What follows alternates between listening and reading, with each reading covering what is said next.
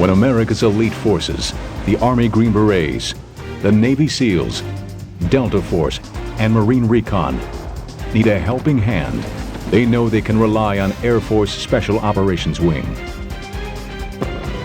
Highly specialized equipment and relentless training make the Air Force's Special Operations Wing uniquely qualified for demanding and sensitive missions.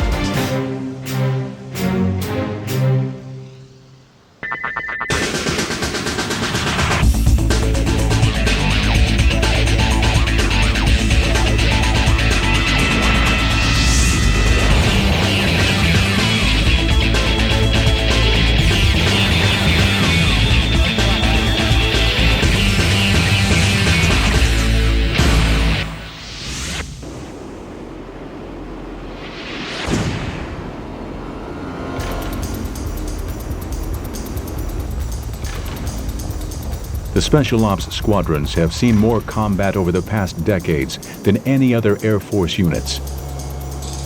Bosnia, Grenada, Panama, Afghanistan, and Iraq. Their unique aircraft and special capabilities make them especially well suited to the demands of close air support beside civilians or friendly forces. In the 1960s, the American Armed Forces realized that more attention had to be paid to low-intensity combat, the brutal Third World conflicts involving irregular and guerrilla forces. Specialized aircraft, though not necessarily high-tech, were needed for these missions. During Vietnam, these operations entailed helicopter and close air support. But in 1979, when Iran held 52 Americans hostage for 444 days, the tactics of the Air Force changed dramatically. We like to call Ayatollah Khomeini, in a sense, the godfather of modern special ops, because it was there where we played a major role in the attempted rescue of the American hostages in Iran. And from that time forward, we began to get perhaps the kind of resources that we needed to do this job in the modern era. The U.S. Air Force's Special Operations Command, headquartered at Hurlburt Field in Florida, is the result of these efforts. Also based at Hurlburt Field is the 16th Special Operations Wing. This unit is different from most Air Force wings in the variety of aircraft it flies.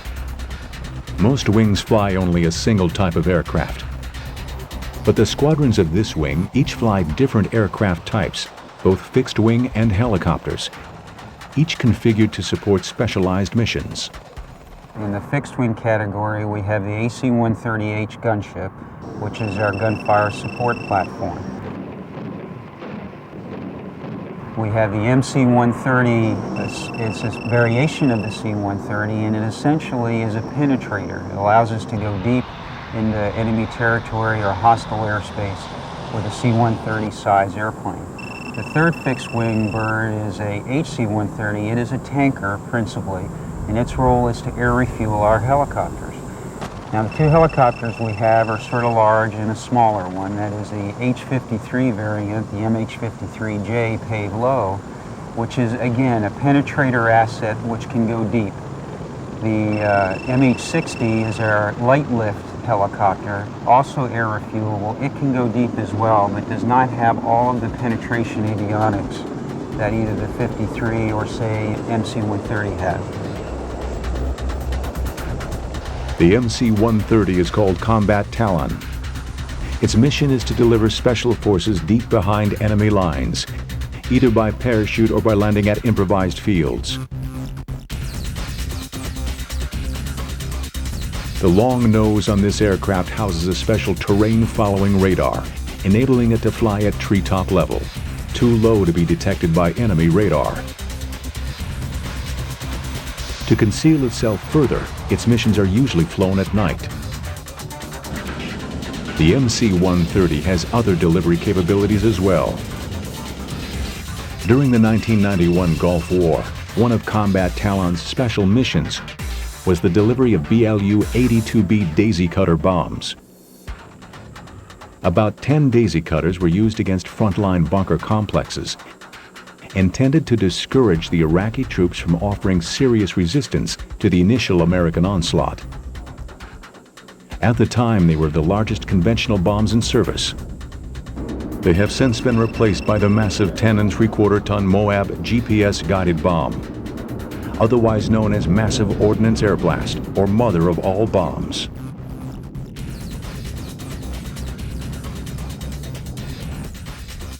Fitted with a Fulton surface-to-air recovery system, Combat Talon has also been used to extract troops and equipment deep within enemy territory without having to land.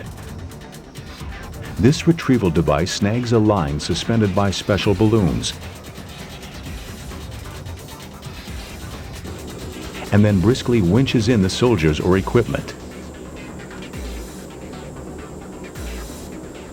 In 1996, the Air Force officially retired the Fulton system, preferring to recover valuable assets using long-range heavy-lift helicopters like the MH-53 Pavlo.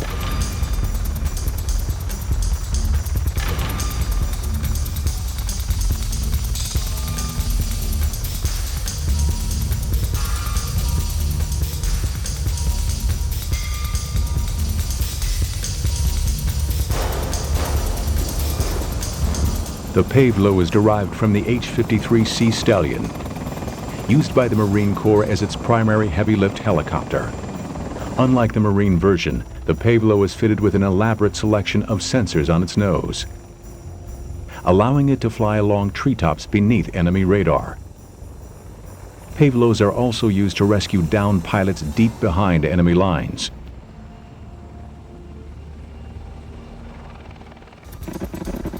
In 1991, one of the Pavlo's secret missions was to lead the first attack on Iraqi air defenses, guiding in Apache attack helicopters to destroy Iraqi radars.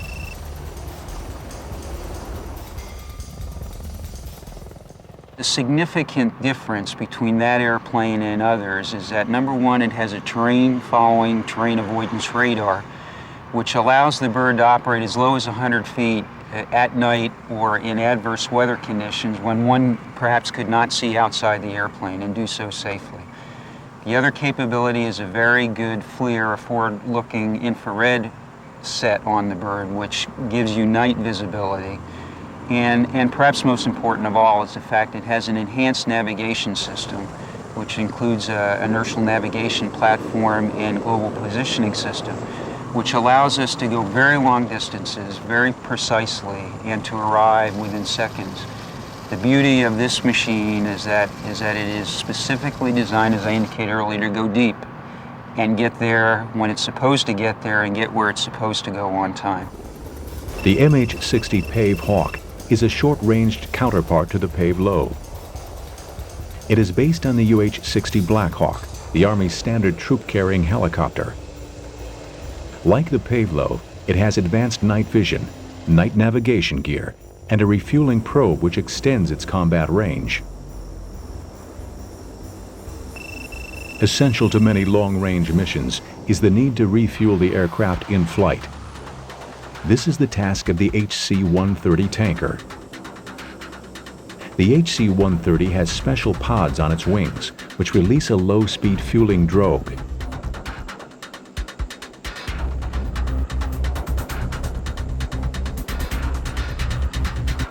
The HC-130 is specially configured to allow it to operate safely at night, refueling the Special Operations helicopters covertly.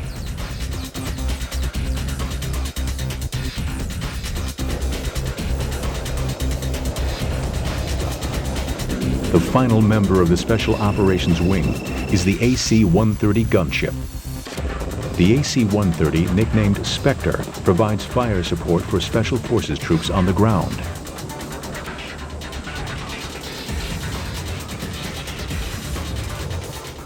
I think the most distinguishing capability that we have is the precision and accuracy of the firepower that we can deliver. And I'll be quite honest with you, the ground forces love this airplane because it can deliver the firepower very close to its position, and the issue of fratricide is minimal because of the accurate delivery power we have with this airplane.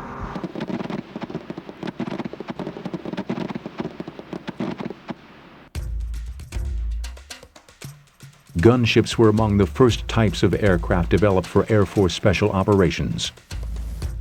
During the Vietnam War, there was a need for an aircraft with the ability to deliver precision firepower near friendly forces. This led to several designs, including the AC-47 Spooky gunship. These gunships were based on transport aircraft, which offered both necessary size and slow-speed stability. Inevitably, the C-130 became the ultimate gunship platform. The C-130 is one of the most successful transport aircraft ever to fly, and it has proven ideal as the basis for the AC-130 Spectre, specialized for the delivery of pinpoint firepower.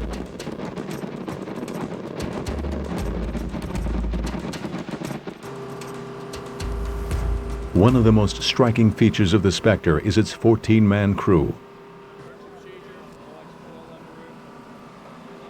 No other attack aircraft has so large a crew. This many crewmen are needed to operate the multiple guns on board, as well as the sensors and computers which make the guns so accurate.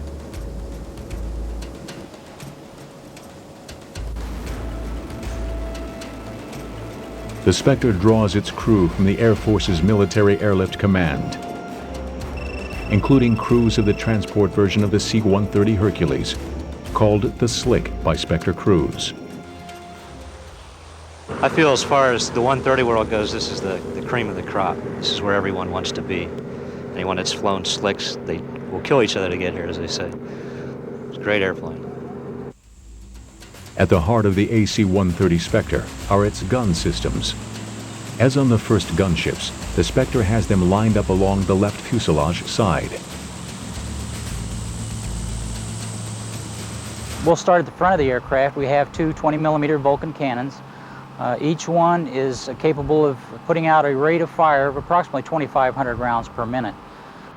We normally limit our bursts to 8 to 10 seconds maximum to keep the barrels cool, and also to conserve the ammunition on board. We do have a finite amount of ammunition, and normally a small dose will do more than a large burst will do anyways. We have the 40mm Bofors cannon. If you're familiar with the old World War II pom-pom guns, what we've done is taken one of the pom-pom guns off, put it on a trainable mount, and put it in the aircraft. Most of the ammunition that we shoot is 1950s vintage, so it's an unusual gun in itself.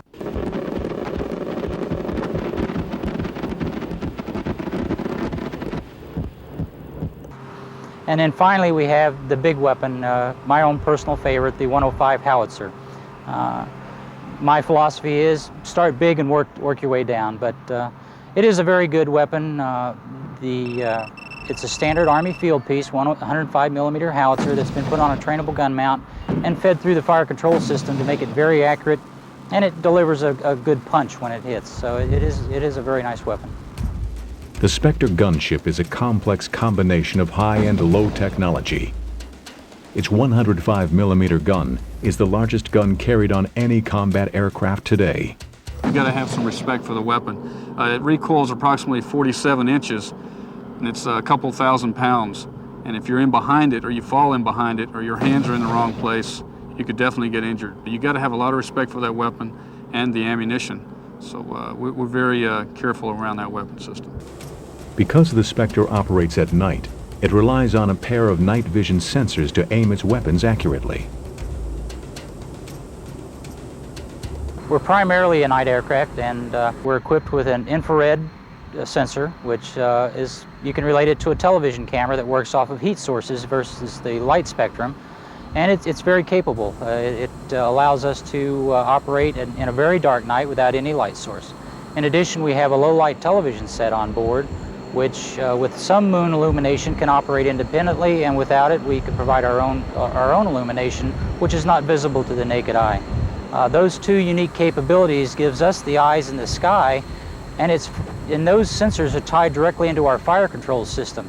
If you could imagine that with the tie-in that we have, where the sensor looks, the gun looks, and that makes it a very, very accurate nighttime resource. The reason the gunship is able to deliver its firepower with such accuracy depends on tactics as well as technology. The location of the guns along the side of the aircraft permits the crew to use a special tactic, the pylon turn, which ensures consistent accuracy. The principle is that as an airplane performs a pylon turn around a given point in space, that point in space on the ground that is the center of the pylon turn is very stable, and that gives us the bulk of our firing accuracy, and the computer is able to anticipate that as we fly around a known orbit point around the target itself. The pylon turn maneuver is unique to the gunship and requires many practice flights for the pilot and crew to perfect this tactic. We go out and shoot the guns every single day. Fighter pilots may, in their entire fighter career, get to shoot 1 or 2 missiles. They do get to fire their, if they've got 20 mil or 25 mil guns, or with the A-10 they got the 30 mil, they'll get to shoot that quite a bit. And an aircraft commander in this unit will get anywhere between 2 missions a week and approximately 4 to 10 missions a month. The precision made possible by intensive training and special tactics allows targets to be struck accurately. I would consider the typical type of target to be something that's a Jeep-sized type target or maybe larger.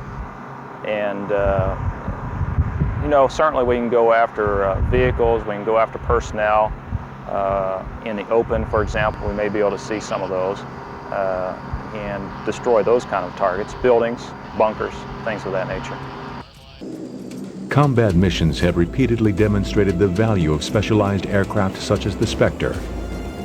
When ordinary bombing attacks are ruled out due to the proximity of civilians or friendly forces, the Spectre gunships are called in to do the job, as they were in 1990's Operation Just Cause in Panama. A good case in point would be Just Cause, where the AC-130, one of its missions was to work on the Commandancia, and you'll recall the vivid pictures of the Commandancia after that, where the building was taken down with very little collateral damage outside the perimeter of the building. That is the role of the AC-130, to strike targets with limited collateral damage and with high confidence that you're not hitting something other than you intend to strike. The AC-130 Spectre is based on a transport aircraft. And like a transport, it is big and slow. Its pivot turn maneuver gives it great accuracy, but makes it a very predictable target for enemy gunners. To minimize the risk to the crew and aircraft, it flies at night when it cannot be easily seen by the enemy.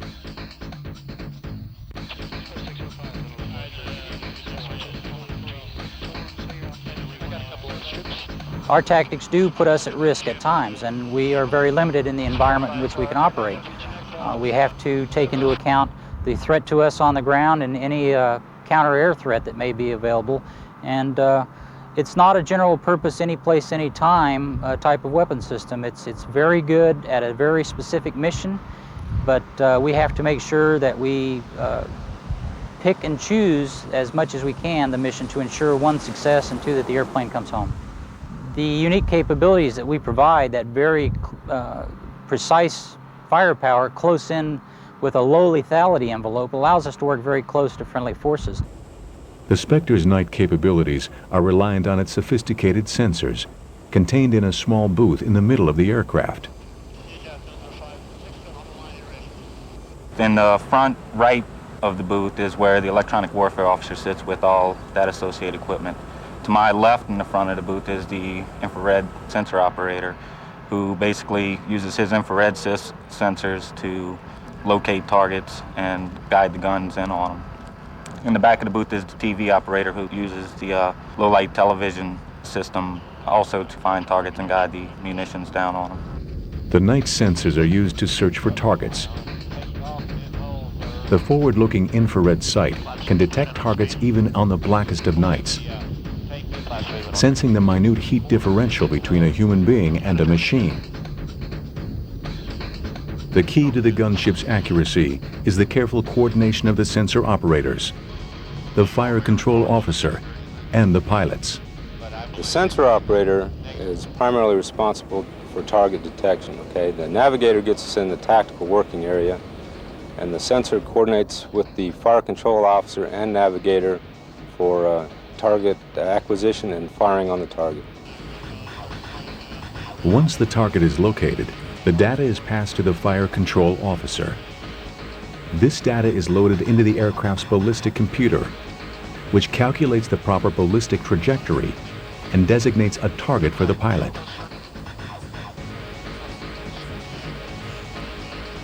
On modern fighters and attack aircraft, the weapons are aimed through a sight called the heads-up display, located in front of the pilot.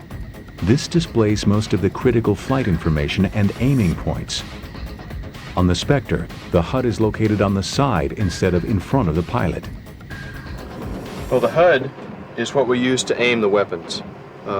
With the computer-generated symbols that we get from the HUD through the computer that's located back near the fire control officer station, that's how we aim the guns. That's when I'm shooting the weapons on this aircraft, I'm basically looking into a black hole. I can't see anything on the ground. We're firing, at altitudes that I can't distinguish ground references. I can't distinguish the target at all. But the sensors are able to see it, and their information is fed into the fire control computer, and that in turn generates the symbols on the HUD, and I use that to aim with. Once I get the symbols matched up on the HUD, then I can fire the weapons. The pilot's decision to fire must be verified by the sensor operator to make sure that the guns are aiming in the right direction. If the pilot makes a mistake, the computer intervenes. In that case, the computer simply prevents us from firing unless we have the proper firing solution. We work very closely with the sensors on that. Whichever sensor we're using, the TV or the infrared, it's kind of a chicken and egg question. The pilot pushes the trigger, and then when the sensor determines that he is locked onto the target, and the gun is at that point following the camera around, they are locked in by the computer. When he decides that he is locked onto the target, he pushes his consent button, and the gun will go off. The night alone cannot protect the Spectre. Even the smallest and least advanced armies now employ radar-directed anti-aircraft guns and infrared-guided missiles. The Spectre defends itself from these threats electronically. It has sensors located around the aircraft to pick up the electronic signals of radar-directed guns that might be homing in on it. And under the aircraft are missile warning receivers. It is the job of the Spectre's electronic warfare officer to determine how the aircraft should respond to each threat.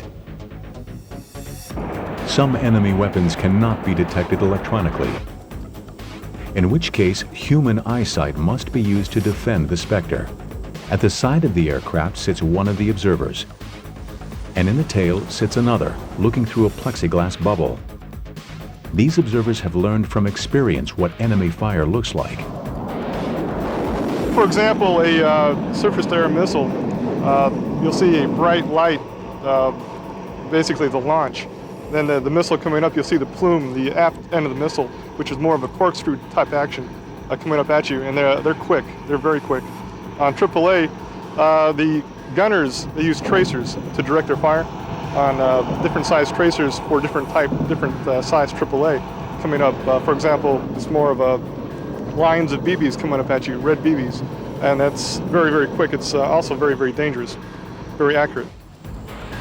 It is the experience of crewmen like these that has made the Spectre so formidable a weapon system.